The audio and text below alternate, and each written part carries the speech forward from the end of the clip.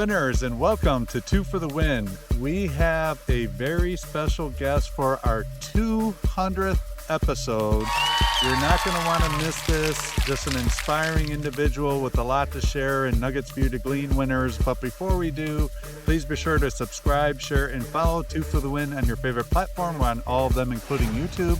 And I want to give a shout out to Nick Menard and nickmenard.com, along with his best-selling Amazon book, The 1% Push Legacy, for sponsoring today's episode. Thank you, Nick Menard. You're very welcome. Hello, winners.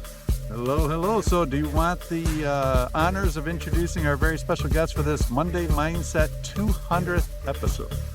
Well, first of all, 200 seems unreal. I felt like we just started yesterday, but love it, and love that we have so many people who actually listen to it, so that makes it even better. But it's a real pleasure to me to be able to introduce our special guest for 200 episodes. Where to start? So our guest today is someone who has an amazing story to share. She's a coach, mindset coach. She's a community builder. She had 3 different books. She has a podcast who is extremely popular. I listened to a couple actually before last week before the recording this, and it's extremely impactful and powerful. So make sure to look at the link below. That's going to be there. Hypnosis. I mean, there's nothing she's not doing, and everything she's doing, it's a very, very high level. So it's a real honor to introduce to you Miss Shā Sparks. Thank you so much. I know you're so busy, but you take the time for 30 minutes to be able to join us. So thank you so much for joining us today, Shay. Oh, well, thank you so much for that heartfelt welcome. I appreciate it. And congratulations. Woohoo! 200. That is so awesome. So thanks for having me on such a wonderful event like this. No, you're very welcome. That's our pleasure, literally. But let's jump in, because I don't know if 30 minutes will be enough to share everything that you have to share. So let's jump in. I share some of the things that you are doing, but I want this to come from you. So please tell us, what is your passion and why are you doing all the things that you are doing? Because if you're not passionate, you don't do that. You do that just because you have a real passion for it. So where did that come from, and what drives you to do all of this and share and try to bring everybody together the way you do? I love this question. So passion to me is really about fulfilling a purpose. And I started to think about the word purpose at such a young age. I was 19 and I was thinking, well, what is my purpose? Well, at 19, you're so wise and you know everything, right? So it was really just kind of an exploration of just kind of seeing what my purpose is. And then life happens and I'm like, yeah, purpose, what's that? I don't really care. And then it wasn't until my mid 30s, I had just gotten out of an abusive relationship and really started on my healing journey and peel away the layers of the onion that we all are. And as I started to do this, I realized how much my mindset was distorted from childhood experiences. So I fully believe that our childhood experiences shape our adult decisions. And I had been living from a place and making decisions from fear rather than freedom. And as I started to learn about the world, learn about how the brain works, and learn more about myself, I had several people come to me in my career. At that time, I had a salon, and people would sit in my chair, and I'm doing their hair, and they're like, "So tell me what's been going on with you." I'm like, "Oh my God, you're never going to believe what I learned about myself this week." And they're like, "What?" I'm like, I learned that I'm sarcastic." "Are you sarcastic?" "I don't know. Are you sarcastic?" And they're like, "Of course, it's my favorite language." And I'm like, what I learned about being sarcastic is that it's actually anger in a clown suit. Mm, That's an interesting Yeah, way to put it. think about Yeah. that one. mm. Yeah. And so I said, "Do you actually say what you mean when you say, and not say it meanly?" And they're like, I don't even know how to do that." I go, "Right, neither did I." And I just started to practice being vulnerable, which at the time I couldn't even say the word. It was so uncomfortable. and just got to the meat, the heart of the matter of what I was trying to say, express, and I started to learn this whole new world, a whole new world, that song, of how our mindset, our thoughts is what really drive our emotions. And then our emotions is drive our actions. And that gets us our results. And if we want different results, we have to reverse engineer all of that all the way back to our mindset. And so this whole idea around being afraid to be vulnerable was ridiculous. And so as I'm sharing this with my hair clients, they would have an aha moment and they would go away for 4 to 6 weeks, come back from their next appointment, sit in my chair, and they're like, "Oh my god, because of what you said to me, because of what you shared, I tried that with my boss, my spouse, my kids, my parents, whatever." And they're like, "My relationship changed. Wow, you really need to be a coach, be a speaker, start a podcast, write a book." And I was like, "I mean, maybe." And so, that's how it really all started. Wow, That's this is amazing. go ahead. No, no, no, please. I was No, I just gonna said say this it's is really amazing. this is powerful. And again, that's what I really love about, first of all, thank you for vulnerability and sharing your own experience, because, and that's the reason why you're an amazing coach and well known in the industry, is because it comes from real something deep inside. And when you discovered that for yourself, you were strong enough and mature enough to share that with others, in this case in your salon. And then you see that you have actually a message that resonates, and based on that, you're like, I have something. You don't do something for you do something for others, and automatically things are going to come back. That's how it works. And so the authenticity makes you, becoming the person you are today. So that's fantastic. Can you share with us, when did you realize? I mean, I'm sure it's at that time you realize you have something to share, but when did you, wanted to make the change from doing what you were doing to do what you do now? So when did that happen? When did you make that decision to start writing the books? And I forgot, when I do the introduction, amazing keynote speaker as well. So when did you make that transition? Yeah, so during this healing journey, like I said, my clients had been coming to me and saying, "Have you considered doing all these different things?" And to be honest, at the time, I was like, "Well, I mean, I wanna do that, but I don't think I have the courage or the confidence to actually do it." And so at the time, I was working with the dean of psychology at a local university on a mindfulness program, and, it just fell into my lap. I can't even explain how that happened, but I was working with her, and I was telling her about it, and she's like, "Shay, what if you just borrowed their confidence in you and tried it?" And I was like, "You're right. What if I just tried new things? I mean, what's the worst thing that can happen? I still can cut hair. I can always do that, and the best thing is I learn new things and see what happens."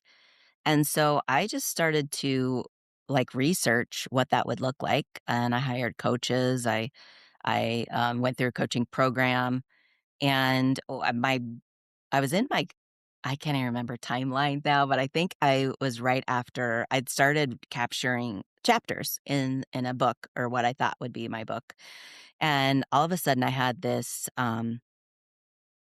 inner voice, which I am a very spiritual person, so I totally believe that it was God speaking to me saying, "This is not your first book, so put it down." And right after that, I realized my mom got diagnosed with terminal cancer.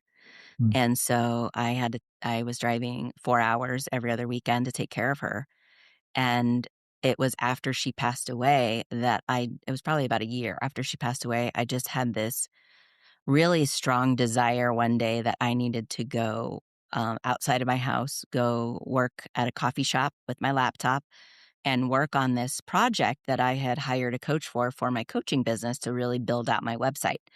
And I took my laptop and I'm sitting at the coffee shop, and for whatever reason, the internet is not connecting, and I'm trying to get the Wi-Fi code, and they're like, "I don't understand. Everyone else here is working, but for whatever reason, your computer's not." And so I was like, "Well, I can't work on the Google Doc that my coach had sent me to work on for my website." I was like, "Well, I'll just open a Word document and just write." And I had been journaling for most of my adult life in this stage of my life, thinking, just capturing my thoughts. So as I sat down, I just started typing out, and 6 hours later, I kind of pushed myself back from the seat and from the table, and I was like, "Wow, I think I just, I think I just wrote a book. Wow, I think I just wrote my first book. Oh my God, is that even possible in one sitting?" And Mm. that's literally how it started. And Wow. everything else was just a get curious, explore the options, and see how it unfolds. It's safe to say, I'm sure that the fuel for your typing came from the passion you held within, not a bunch of, double macchiatos or anything like that, right? Absolutely. It was from the passion that came from within. Because as we had talked about before, so as I'm hearing from all these people that are now receiving some sort of like shift and change in their life, positive shift and change in their life, like that's what really fueled my purpose. Right. And then that passion was like, well, gosh, I'm going to keep doing this. This feels great to make such a positive impact in other people's life. Yeah, no, absolutely. I mean, that's amazing, and I think, it's so important, some things you touch on, like trusting and listening to your inner voice, right? Like you said, you were guided, and sometimes people maybe hear those voices and they discount them or they don't act on them, but you did, and, like, you took an opportunity where, some people, when it connected, they would've got frustrated and just stopped. You actually pivoted, rechanneled that energy, and out came your first book, which is just absolutely amazing. So a lot of great nuggets and lessons for people to take from just that experience alone. Thank you. Yeah. Thank you. And Yeah, you're something I welcome. want to add, and something that's important for our listener or winners is, what did Shay do? When she wanted a change, she actually invested in herself by getting a coach. So nobody are able to build, or very little amount of people are able to build anything by themselves. Like, we all need help somewhere to get better, but it's an investment. It's a time investment, money investment. It's a lot of self, desire to get better and be able to impact others afterwards. But you need to invest in yourself, and I love that you actually took that. And then it's a great story for Will, because Will is working in his journey to write his book right now, and he has a time of a few months. So, Will, I expect tomorrow morning the book on my desk, I because you know. have enough time the next 6 hours after the interview record. So, and we're gonna I be the know. first one to read, Shay and myself, and we'll give you some feedback. So tomorrow morning, the book is on our desk. All right. All right. I No, love the but audacious goal, but, Shay's story is inspiring because it just she was in flow, right? I think that's fair to say. You were in a state of flow and you just let it go for all that time, and out came the manuscript, which is just phenomenal. absolutely. So come the second part, and I know you are an amazing coach. You have a lot of people. Can you explain a little bit more about your coaching journey, and what are you actually doing? Because coaching is vague, like life coach, leadership coach, mindset coach. So what are you actually doing? And maybe some people listening may have an interest to reach out to you based on what you are doing and how you can help them. Yes, I thank you for asking. So I mentioned how I was basing my decisions off of fear. And so I help people really break through where their fear stops them and shift their mindset into more growth mindset so that they move towards their desired outcome rather than just a potential of what they're looking for. Oh, Wow, that's that's fantastic. that's Yeah. powerful. That's very powerful. Go ahead, Will. I know you have a question. Yeah, I was just gonna say, like, you mentioned a few different things like mindfulness, growth mindset. I'm curious, I know you hired coaches and you, obviously had a great, like, kind of support network, if you will, when you're thinking about the salon. But were there certain people out there that you kind of gravitated towards, whether it was authors or speakers or anything that really tended to resonate more with you and able to channel what you share with others? Absolutely. So, gosh, early in my journey, I started to realize that I was consuming too much TV. And I fully believe that we become what we consume. And so I turned off the TV and I said, well, what if I started to consume millionaires and billionaires, right? What if I started researching them? Because, hello, why not? If you consume what you research or watch, right? You consume what you consume, then why not? And so I just started to read biographies from all kinds of people, all walks of life, just to learn about like what is it that their secret sauce was. And I have to tell you that you just literally hit the secret sauce on the head. It's the community. None of them made it alone. None of them.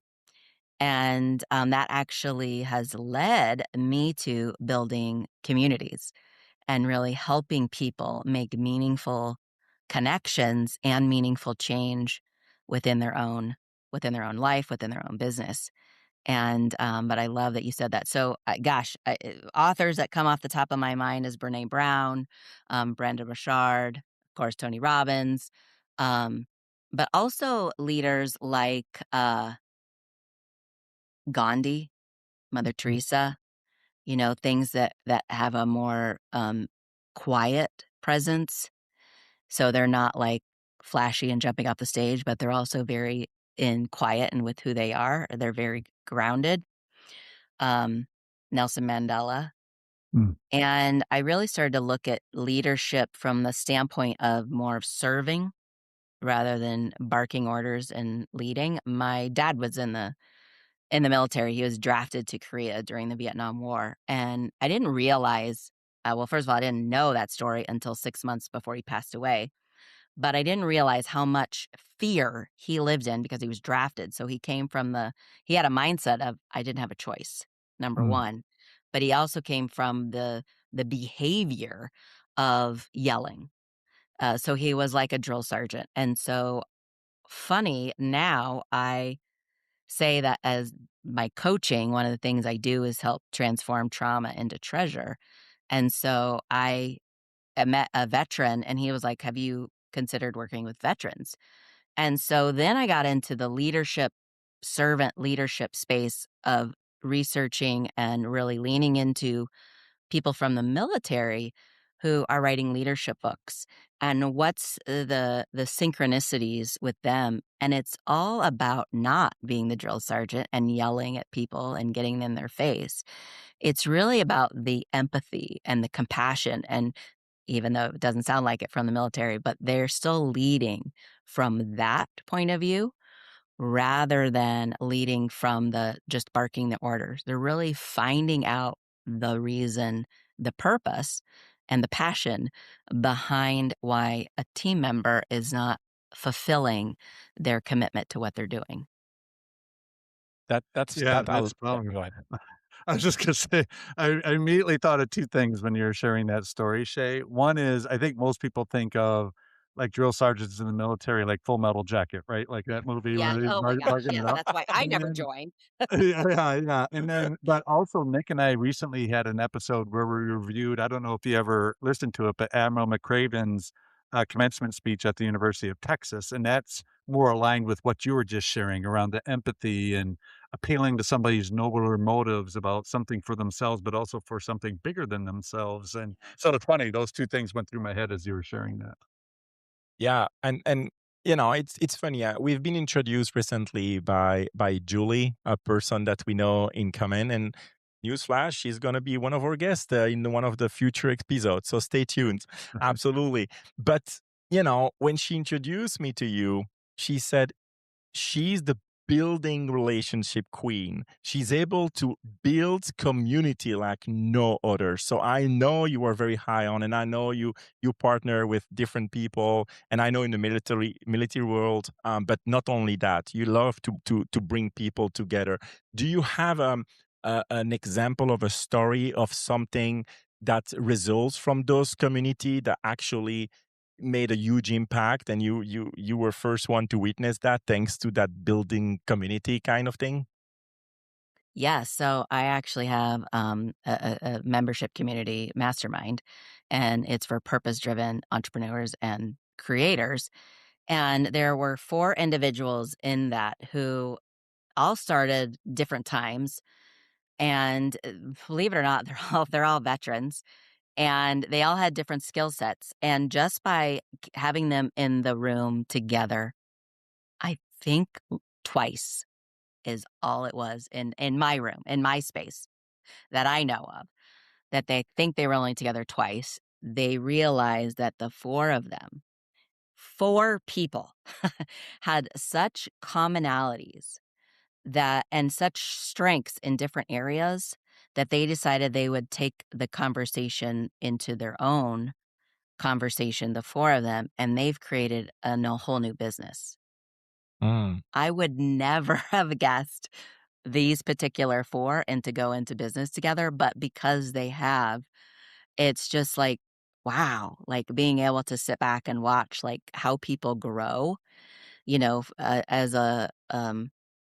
as someone who didn't grow most of my life or didn't feel like I was growing, um, to now watch people grow is truly a gift of, "Well, I started that?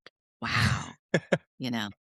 This is powerful. I'm curious to see what's, how far this business is gonna go, because you by literally bring people together, you maybe, you know, starts without even starting, but you maybe start something huge that will result from connecting people. And that's why connecting, in leadership, we'll say connecting leaders are so important, because you know what you know, but it's so little compared to to a group of people knowledge.